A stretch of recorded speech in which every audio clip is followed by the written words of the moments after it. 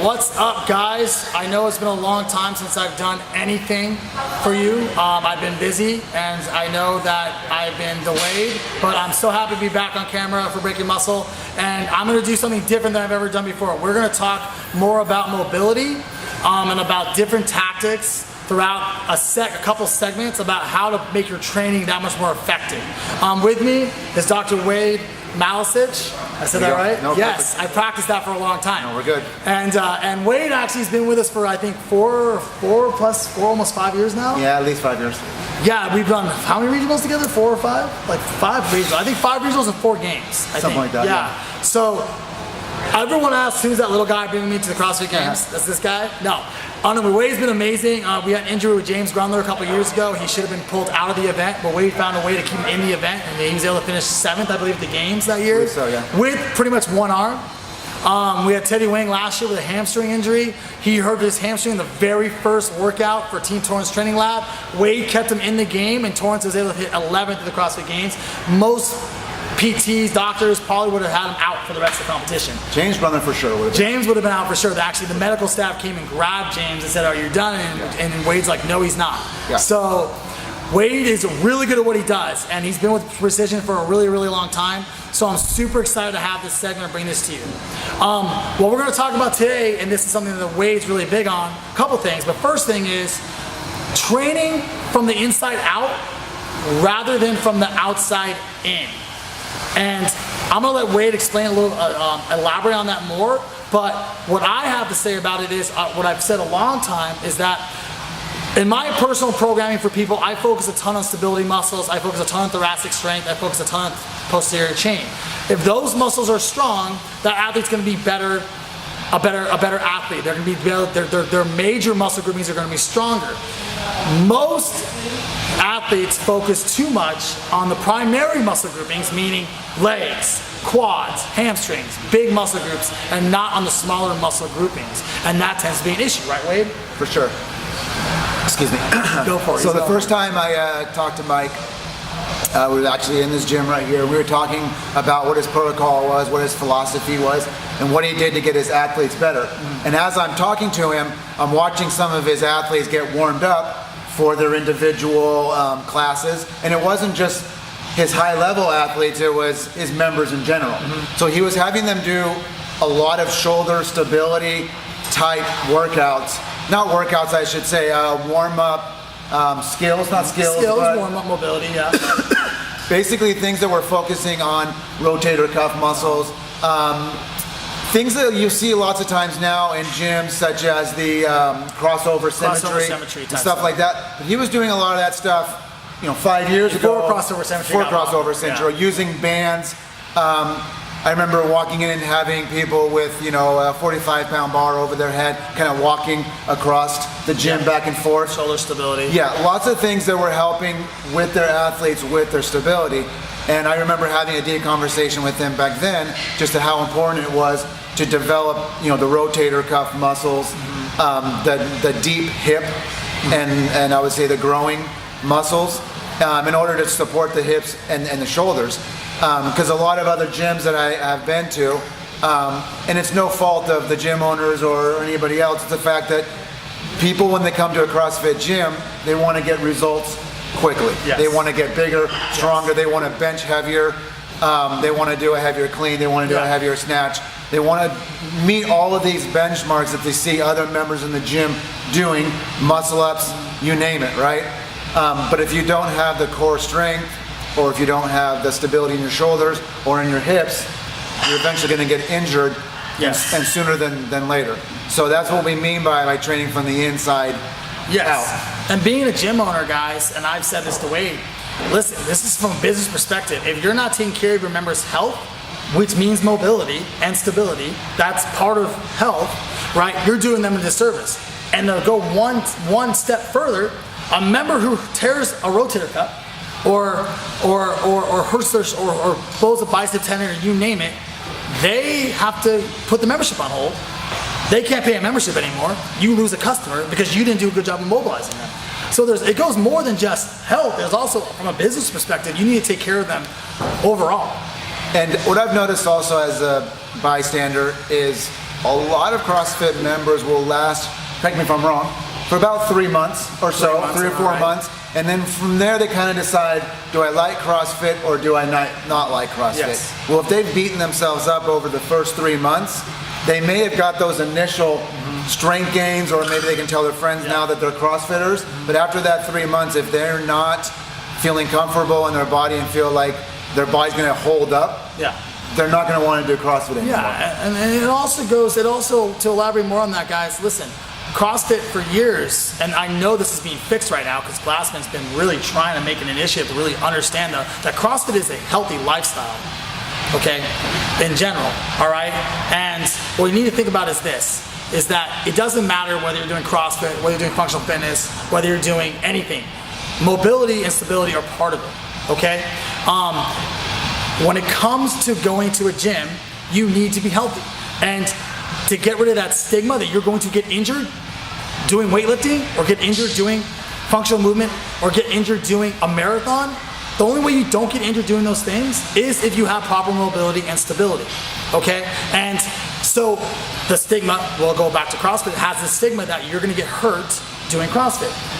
Yeah, if you don't focus on proper mobility and proper stability, yes, you will get hurt, and yes, that stigma will be put out there. Hence, why CrossFit has the name that you can get hurt doing CrossFit, which is so untrue.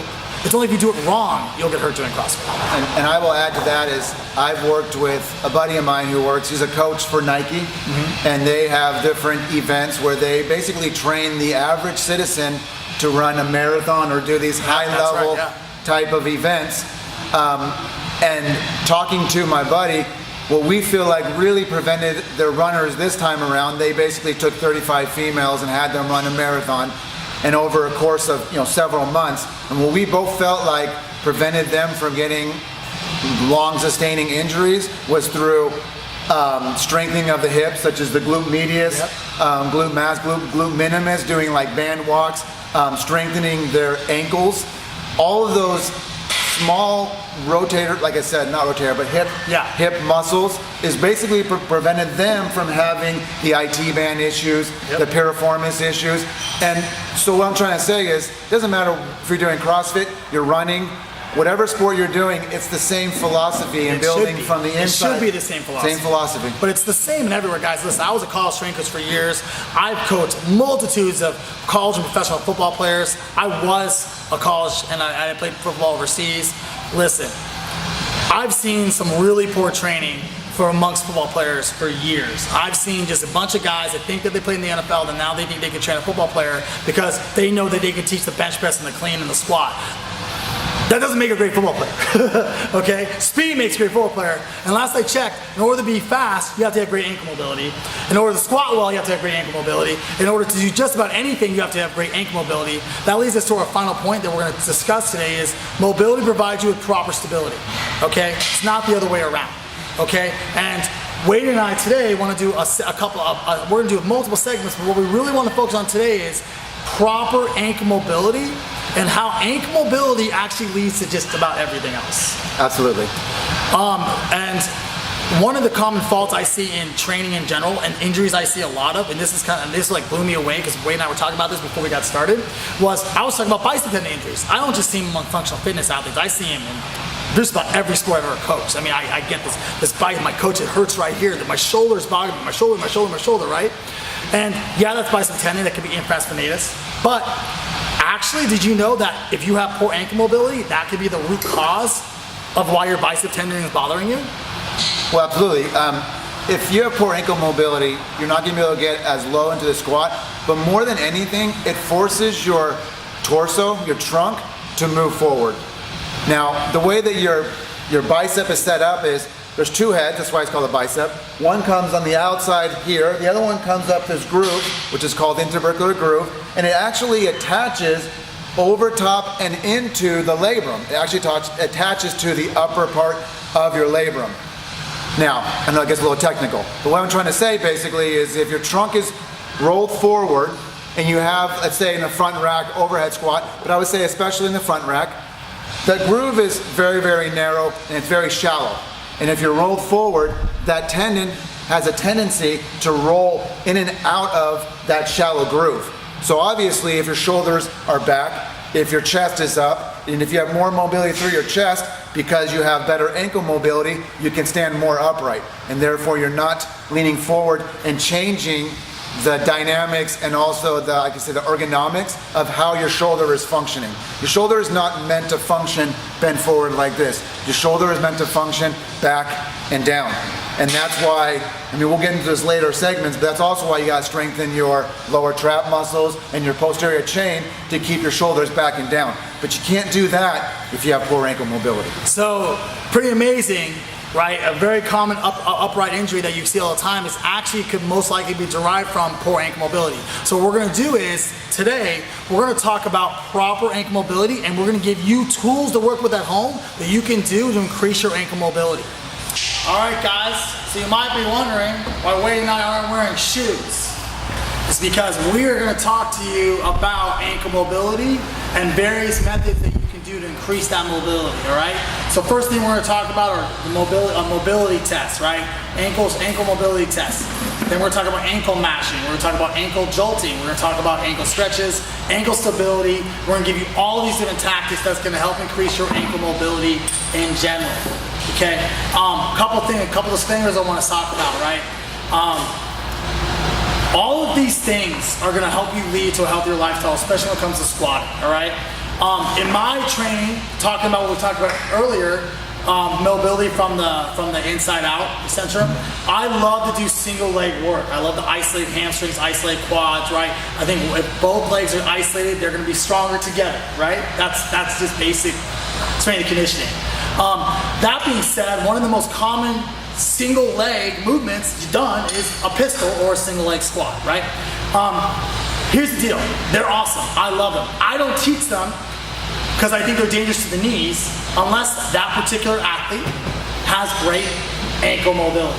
And these are the things that we use, that I use, that Wade uses to increase that ankle mobility. So where if they are a distance or a OCR racer or a CrossFit athlete, or if they are a football player, or they are someone that's gonna be pushed from one side to the other, they can get to that single leg strength, okay? So Wade's gonna take it away right now, and we're gonna start with the mobility test for ankles. Okay, so this is what I do for ankle mobility test, okay? Probably be easier if I show you guys from the side, but I'm gonna show you first in the front kind of how I set myself up. So you wanna put your feet together and your knees touching, okay? But I'm gonna go on the side now. Now, when I first started doing this mobility test, I could only drop my butt to about right here, and then I would start to get all shaky and stuff. And that was because of my ankle mobility and how it was pushing my body weight. I'm still not perfect yet, but I'm able to get down now to this level. And I'm gonna use a pad to show you what you should be able to do. And if I had my lifting shoes on, I could do this. So this is a pad that's about what? This is an inch, right? Yeah. An inch, which is about the same as your lifting shoe would be. So if I put my heel on the back of that, and then I come down, this is what you should be able to do. Come sit down like this, on your heels, and have your chest up.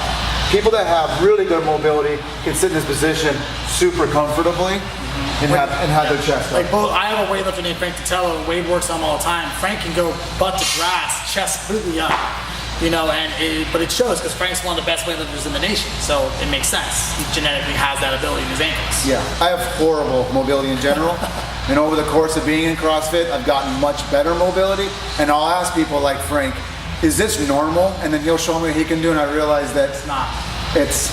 What he can do is really, really mobile. That's where you want to be. Okay, the next one, so that first one I call it the ankle squat. This one is a knee to box. This one I'm sure you guys have seen before, but it's a good one. So you want to get your hand, about the hand width apart, put it down, and put your toe up to about that distance.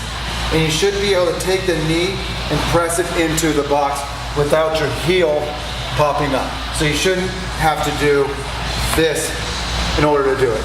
You should have your heel perfectly flat, come in and touch the knee with relatively very minimal difficulty. Now what you guys have seen just by those tests is, Wade actually does those quite well compared to like, heck, 80% of the people I've met. Okay, and he says he has bad mobility. Now imagine how bad, so I would recommend go home, do these tests, right? And if you can't do them, which you most likely can't, or you can't do them well enough, that's where the next portion is going to come in, the way we're going to talk about, and that's the ankle mashing and everything else. Well, and I will say that when I first started, I had horrible mobility. I think I have pretty decent mobility because I've worked on it a lot. Because I want to get better at CrossFit and I want to have less injuries and have less pain and be able to get through all the movements. Like we've always said, not just CrossFit, any type of functional movement, ankle's the way to go. Okay, so we're going to show them mashing. Ankle mashing, guys, right? So this is more of my thing. I actually learned from my physical therapist. I ruptured my Achilles about 4 years ago. He said I needed to work on my ankle mobility and I needed to mash my ankles out more because obviously my right ankle was now going to compensate for my lack of my left ankle, etc. Right? So what I do is I get to the edge of a box, I take my shoes off, I get that right onto that, right on that bottom of that top of that foot, bottom of the ankle, get on the edge of the box and I just roll it out and mash it in as best I can. Okay, it's gonna hurt. These don't feel good at all. In fact, the only reason why I'm not grimacing right now is because I did this beforehand, so I warmed myself up, so I'm not grimacing on camera. I planned for this. So I'm back and forth, you get in there for real good, just turn it on the ankle, and it gets real sensitive down in this area right here, okay? Another thing I will do once I get to that is I will take that back of the heel in the Achilles region, right where it kind of meets, and I'll rock it up and down into that section. And then I will come to the other edge of the box. I'll get the inside of my leg, of my ankle, bottom of the ankle, top of the foot, and I will rotate into that edge there. The edge hurts. It's not forgiving. It's pretty freaking good. Okay? And you do that for both sides, spend time on it till on. What I tell everybody, it's just like foam rolling, guys. You roll till you find a spot that hurts. Once that you find a spot that hurts, you stay on that spot until that pain goes away. You don't roll through the spot, you stay on the spot. So in this, you find a spot that hurts, you stay on that spot till it goes away, and then you find another spot. And work your whole side to around the U of your ankle, bottom part, right? Then from there, Wade has a tactic he does for the top, because you can't get the top from the box, and that's with the PVC pipe. Yeah. So I try to like to use things that you'll find in a normal box. I mean, you can find probably a mobility tool that's way better than a PVC pipe, but this is cheap and every box has one of these. So this one, it's going to look barbaric and masochistic or whatever else you want to call it, but you take this PVC pipe and you can really grind it into all these areas in the front of your ankle. And you're basically just going to work out all of these areas as much as you can. Now, another good thing is if you have it on top of a box like this, you can change the angle of the front of your ankle while you're working it out. So you can come way back like this, or you can bring your ankle way far forward. And you can basically just continue to work out all the front, and then if you want to, you can still do a little bit of the arch, and you can even get, this is going to be really painful, but like a little bit of the toes, a little bit in front of the top of the foot. Obviously, when you're getting down in this area, you want to be a lot less aggressive because you're obviously really close to the nerves and also the bones and the soft tissue. Everything's just not nearly as thick as it is in the ankle. But you can work the entire front of this foot with just the edge of this PVC pipe. Very effective. Which is really effective, guys. And like if you don't have a box or you have any type of, I guess, blunt object. You can use like a back of a, you can use the back of a baseball bat. Yeah. Whatever. I have there's a broomstick. You don't have to, you don't even need a box. If you don't have one, you can just get in there. All right, it's barbaric, but it works. That's all mobility tools are. Mobility tool guys are just really expensive metal versions of a PVC pipe. That's really all they really are. Let's be realistic. So make it cheap, make it effective. The next thing we got is ankle jolting with lacrosse balls. This is really rad. Check. So Wade's gonna show us this. Okay, so lacrosse balls. So once again, things you can find in pretty much any CrossFit or any type of any gym, anywhere. Authority. You can probably just buy them. They're not expensive. Okay, so this one you're going to take a lacrosse ball. Now, if the lacrosse ball is too aggressive for you, there's obviously balls that are. This one maybe a little bit too soft. There's ones that are foam that give a little bit more, so maybe not quite as aggressive. But I think you guys will be fine. So you basically put this ball on the area of the ankle that you want worked on. You take the other ball, and you basically are just kind of pounding it in there. And what it's doing is it's jolting, or it's just kind of breaking up some of the deep like fascia, ligaments, tendons, all those little areas that are helping to keep the ankle intact. But what happens is if you get sprained ankles or things when you're a kid, you tend to get a lot of scar tissue that build up, and people will have a limited ankle range of motion because they had multiple sprained ankles when they were 8 years old or 10 years old. That happened to me with basketball. So now what I can go through is take this ball and just kind of pound it in these areas, once again moving in different ranges of motion, and really break up some of that existing scar tissue from a prior injury. Gosh, piggybacking on what Wade just said, guys, when I ruptured my Achilles, first thing the doctor did was he took an MRI and he took an X-ray. He did both on my leg, and he goes, first question out of his mouth was, Mike, have you sprained this ankle multiple times? I was like, well, yeah, it was an ankle that I chronically sprained when I was playing ball in high school and college. And he goes, well, that makes sense. He goes, because there was so much scar tissue around your Achilles that it was going to rupture. You had stretched it. He's like, it was going to rupture you standing off a curb.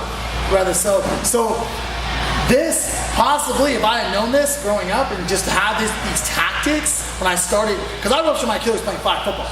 Okay, if I'd had these tactics, I might have been able to avoid an injury such as what I had, or at least postpone it for a longer period of time. I don't know if it might have happened anyway.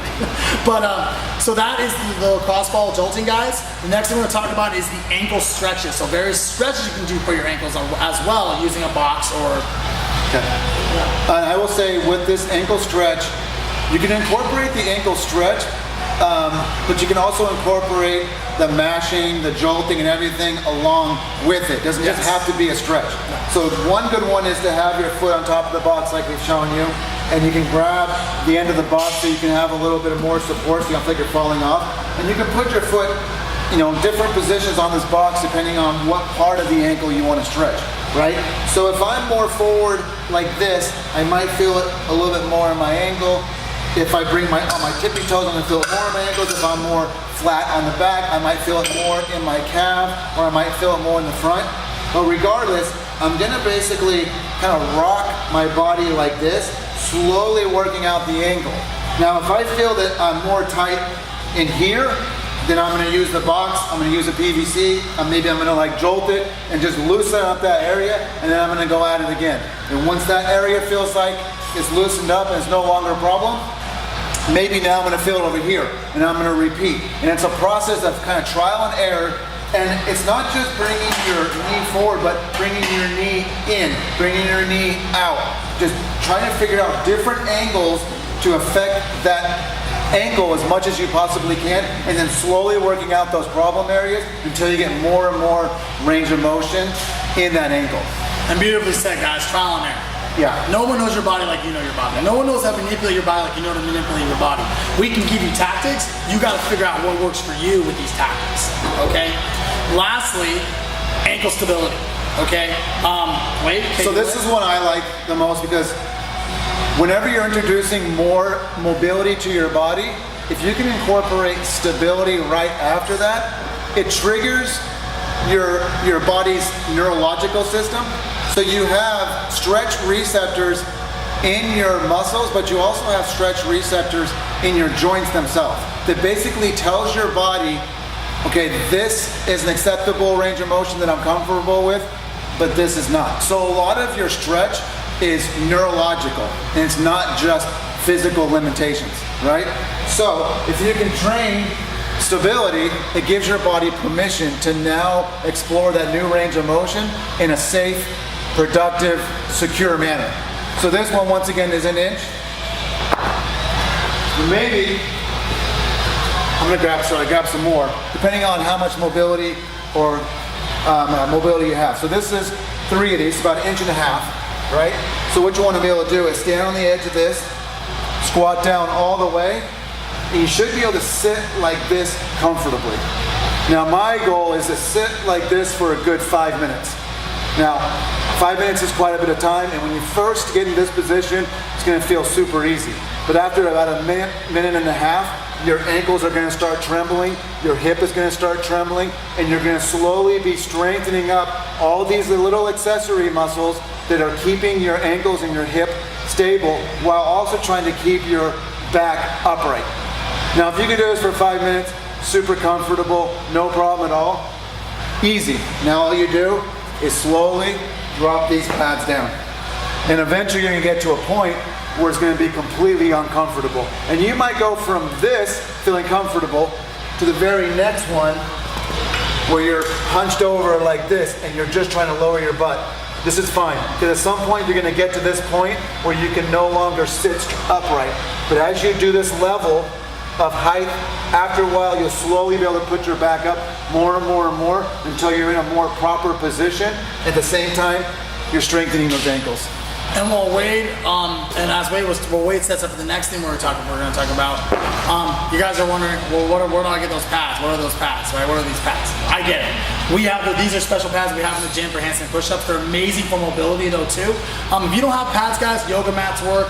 You can cut up a yoga mat to get it thicker. You can do just like pieces of wood. Just gonna say pieces of wood or plates. 5-pound plates stacked up work really well as well. Yeah.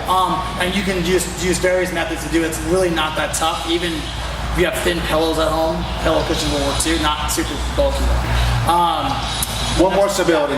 Yeah. Okay. Ankle plate So stand. the last stability I'm going to do is this is plate. You can put it next to a box like this. And it depends on what angle you want to start at. Obviously, if you start at this angle, it's easier than starting up at this angle. So the idea is to have your feet against this plate. And then you're trying to stand. This will actually do high for me. Probably easier like that. Okay, so you're doing a couple of things. First thing I'm doing is focusing on my ankle. And I'm trying to bring my toes to my shin. So I'm activating the muscles in the front of my shin. Next thing I'm doing is I'm trying to go upright like this. And at the same time, and I can use my hands for support if I need to, but I'm trying to arch my lower back so that my chest is up straight upright. So like this. And I can feel it in my low back right here. And once again, this is probably a little bit too aggressive for me. But most of the time what we're doing is we're focusing on our upper back mobility. This is actually lower back, and you're also squeezing your butt in order to get as upright as I possibly can. So you're activating and adding stability to your ankles, your butt, and then your hip and your low back all together. And as I'm doing it, you can see it now I'm not talking as much. I can focus more, I can get more upright, and I can activate those muscles. So once again, you want to do this one for about 5 minutes if you can handle it. And then like I said, you're going to start lower and then work your way up. So guys, to recap, train from the inside out. Mobility provides you with a proper stability. Do the mobility test. I challenge you all, do the mobility test. See where you're at. Do the ankle mashing, do the jolting, do the stretches, do the stability, then do the test again. I guarantee you're gonna see a difference just in one session. Now, make it a regular thing, make it once or twice a week, especially if you have bad ankle mobility, and you're gonna see a big difference in performance in your training, no matter what sport you play. We'll see you next time. Wade and I are gonna be back with That Was Ankle Mobility. We're gonna come back with, shoulder stability and hip and pelvic stuff and low back. We're gonna have a lot of stuff we're gonna talk about. This was just the beginning. We're excited to bring you this entire segment on mobility for all sports.